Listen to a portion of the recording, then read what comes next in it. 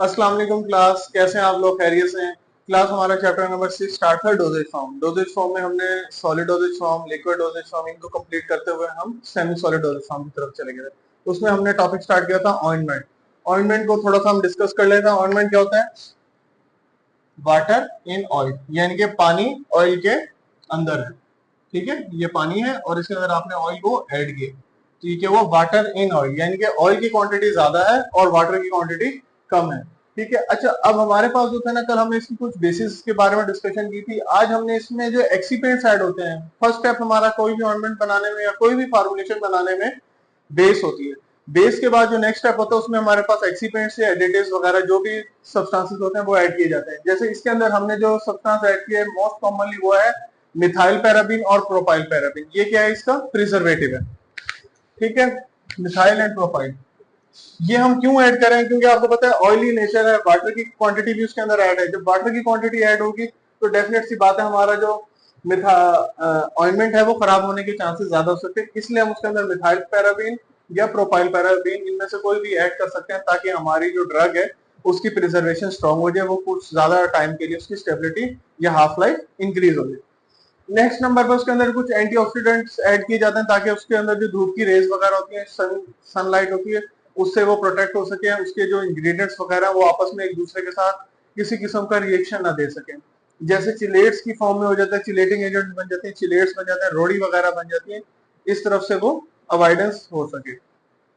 अच्छा, इसके अलावा हमारे पास ऑइंटमेंट में दो मेथड्स आ जाते हैं। इसके प्रिपरेशन ऑफ ऑइंटमेंट के दो मेथड हैं। एक तो हमारे पास ट्रिचुरेशन मेथड, एक है फ्यूजन मेथड। ट्रिचुरेशन मेथड में सबसे पहले जो चीज होगी वो होगी हमारे पास साइज रिडक्शन। अच्छा, जैसे ही साइज रिड्यूस होना स्टार्ट होगा तो आपके पास लेविगेशन आ जाएगी। ठीक है, लेविगेशन किसके साथ होगी? उसकी बेस के साथ। इस तरह फिर हमारे पास आगे मिक्सिंग वगैरह स्टार्ट हो जाएगी, मिक्सिंग कह लें या मिलिंग कह लें, और हमारे पास ऑइंटमेंट जो है वो तैयार हो जाएगी, यानी कि पाउडर फॉर्म में जाएगी। फ्यूजन मेथड का मतलब होता है फ्यूज हो जाना, बुझ जाना। इसमें हमारे पास जो फ्यूजन मेथड है इसमें फ्यूज हो रही है ड्रग किसकी मदद से? वाटर बाथ की मदद से। वाटर बाथ पे आप क्या कर रहे हैं? ड्रग को हीट दे रहे हैं। हीट देने से आपकी जो ड्रग है वो फ्यूज होना स्टार्ट हो जाएगी और उसके बाद आपकी जो ऑइंटमेंट है वो प्रिपरेशन हो सकती है। यानी कि एक टिचुरेशन मेथड है और सेकंड नंबर पर जो है हमारे पास फ्यूजन मेथड है। अच्छा, नेक्स्ट हमारे पास है पैकेजिंग मेथड।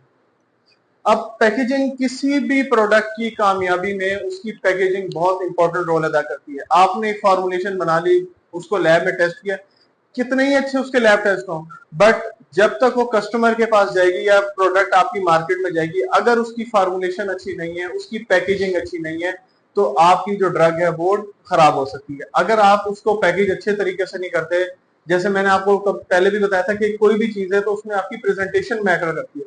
अगर तो आपकी उसमें प्रेजेंटेशन अच्छी नहीं है तो वो ड्रग जो है आपकी वो सूटेबल नहीं है, उसकी स्टेबिलिटी नहीं है। तो जो पैकेजिंग है वो बहुत इंपॉर्टेंट रोल है। इसमें सबसे इंपॉर्टेंट चीज तो ये है, जब भी आपने पैक करना है वो आपने क्लोज या टाइट कंटेनर में करना है, जिसकी वजह से उसके अंदर कोई भी ज्यादा एयर स्पेस न ऐड हो। एयर स्पेस न ऐड होने की वजह से ये है कि आपकी प्रोडक्ट की स्टेबिलिटी इंक्रीज हो जाती है। अगर एक तो आपके पास क्लोज कंटेनर हो, क्लोज कंटेनर का फायदा क्या होगा? ड्रग में लिक्विडिफिकेशन या सॉलिडिफिकेशन इसके चांसेस कम से कम होंगे।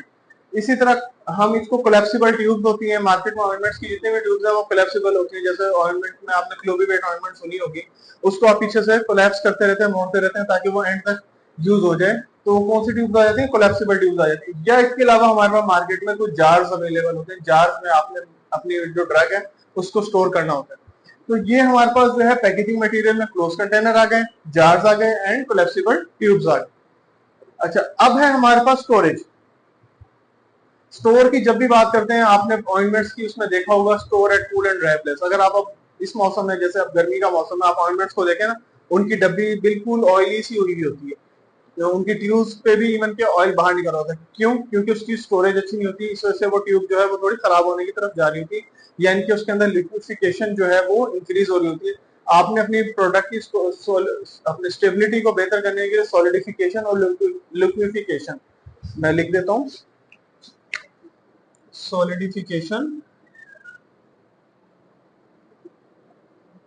एंड लिक्विडिफिकेशन, इन दोनों से बचाना होता है ताकि आपकी जो प्रोडक्ट है वो ज्यादा से ज्यादा बेहतर रह सके। Protect from air, light and moisture.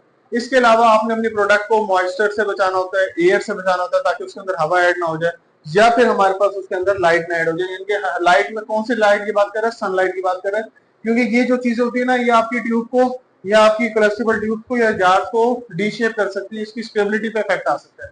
अच्छा, लास्ट हमारे पास इसके अंदर है, वो है हमारे पास लेबल। जब भी आपकी प्रोडक्ट फाइनल पैकेजिंग के बाद उसकी लेबलिंग की बारी आएगी, तो लेबल पे आपने हमेशा उसके ऊपर लिख देना है, बड़ा बड़ा लिख देना है, फॉर एक्सटर्नल यूज ओनली, क्योंकि ऑइंटमेंट्स वगैरह सारी स्किन के ऊपर वाले टॉपिकल हिस्से पे लगाई जाती हैं, इसलिए इसको हम क्या कह देते हैं? External use only. तो क्लास ये हमारे पास था एक्सिपिएंट्स इन ऑइंटमेंट। हमने इसमें प्रिजर्वेटिव, एंटीऑक्सीडेंट्स वगैरह देख लिए, कुछ इसके मेथड थे, दो तरह के, डिचुरेशन था, फ्यूजन था। इसके अलावा हमने मेथड के बाद पैकेजिंग को देख लिया कि क्लोज कंटेनर में करना है, जार्स में करना है, कोलेप्सिबल ट्यूब्स में करना है, store at cool and dry place, ठीक है, लिक्विफिकेशन और सॉलिडिफिकेशन से बचाना है। और एक्सटर्नल में जब आप उसका लेवल प्रिपेयर करेंगे तो उसके ऊपर आप मेंशन कर देंगे कैपिटल वर्ड्स में, फॉर एक्सटर्नल यूज ओनली। तो क्लास ये हमारे पास जो ऑइंटमेंट का टॉपिक था वो आज खत्म होता है। नेक्स्ट इंशाल्लाह हमारे पास स्क्रीन पे वो हम नेक्स्ट लेक्चर में डिस्कस करेंगे। Thank you so much class.